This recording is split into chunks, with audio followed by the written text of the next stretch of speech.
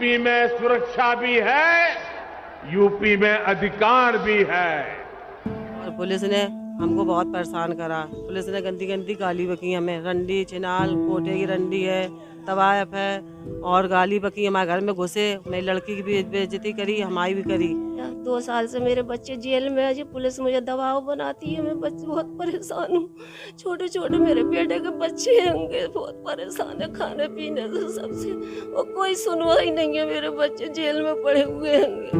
मेरे बेटे का इंतकाल हुआ था, पुलिस वालों ने गोली मारी थी और आज तक कोई सुनवाई नहीं हुई है, कोई एफआईआर नहीं हुई है। गर्व के साथ कह सकता हूं कि योगी आदित्यनाथ और उनकी टीम ने उत्तर प्रदेश के कानून और व्यवस्था को देश में सबसे आगे ले जाने का काम किया।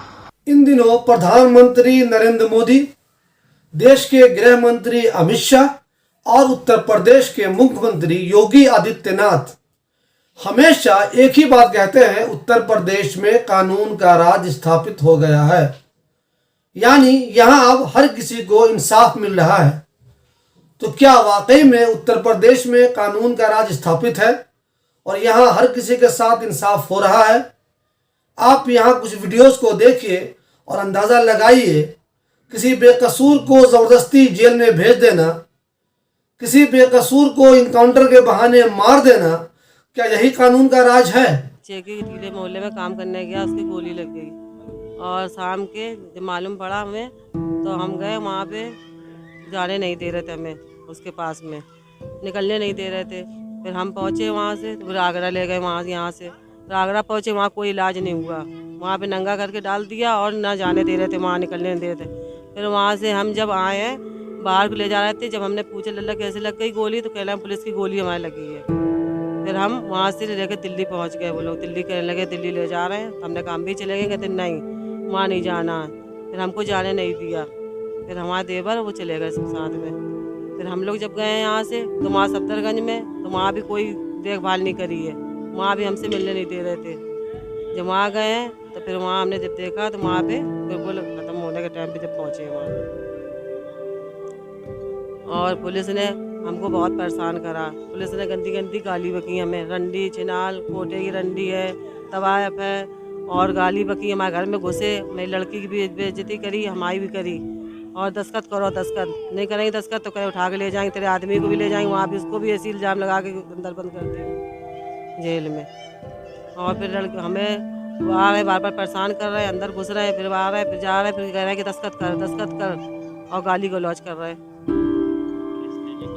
हाँ, केस वापस करने के लिए दस्तखत कर, दरवाजे तोड़े, और जो कहने के नहीं तू करेगी तो तेरे घर में घुसूंगा और तेरे आदमी को ले जाऊंगा रात को उठा के। हाँ, तो उसको सड़वाऊंगा जेल में। हाँ, और यही आ। मेरा नाम ईदुल हसन है और मेरा आज ही के दिन 20 दिसंबर को मेरे बेटे का इंतकाल हुआ था। पुलिस वालों ने गोली मारी थी और आज तक कोई सुनवाई नहीं हुई है, कोई एफआईआर नहीं हुई है।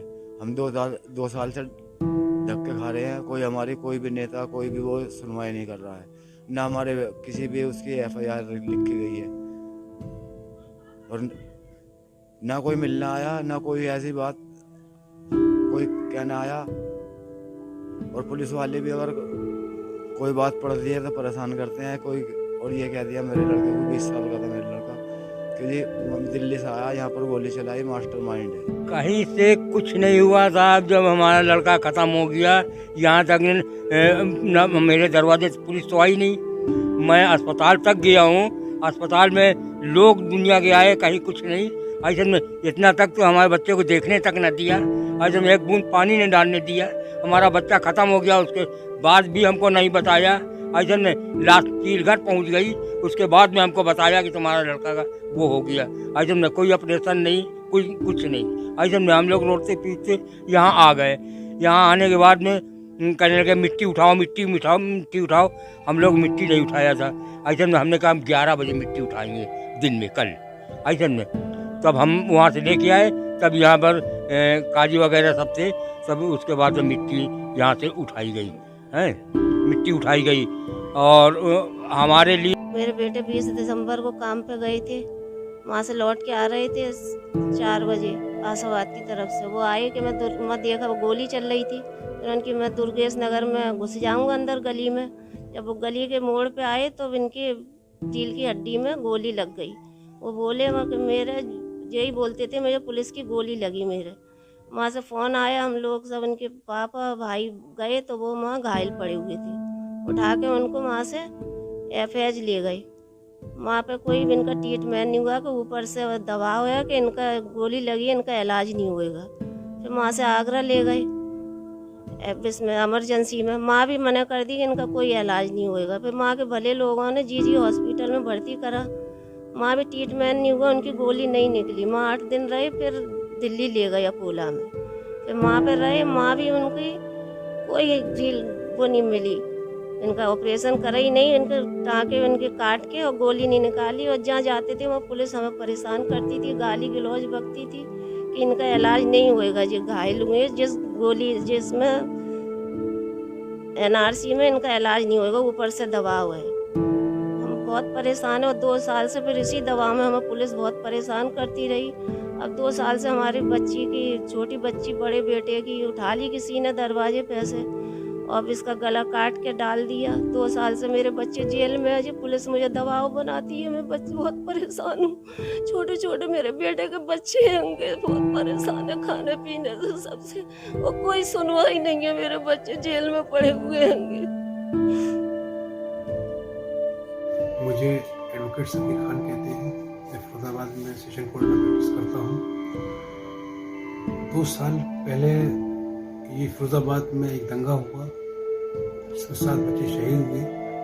उस कैजुअल्टी विक्टिम फैमिलीज के सारे केसेस मैं देख रहा हूँ और मैं ये भी देख रहा हूँ कि पुलिस ने जिस तरीके से FIR लॉन्च किए हैं कि वो सारे के सारे केसेस 304 में पंजीकृत किए हैं।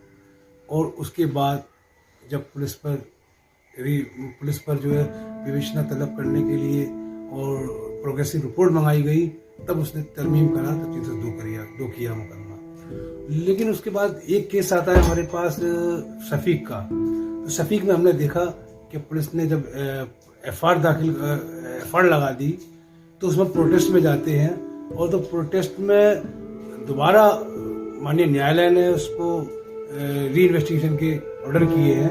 तो हम चाहते हैं कि जो निष्पक्ष जांच हो और उन विक्टिम फैमिलीज को इंसाफ मिले, और इंसाफ के लिए मैं पूरी तरह से कोशिश हूँ और मुझे पूरे न्यायालय पे और विश्वास है कि मुझे न्याय मिलेगा और मैं उनको न्याय दिला सकूँगा। उत्तर प्रदेश में वाकई में कानून का राज है और लोगों के साथ इंसाफ हो रहा है, तो आप इन वीडियोस को देखिए और बताइए कि इन मजलूमों के साथ इंसाफ आखिर क्यों नहीं हो रहा है। क्या ये लोग उत्तर प्रदेश के शहरी नहीं है? क्या ये लोग भारत के शहरी नहीं है?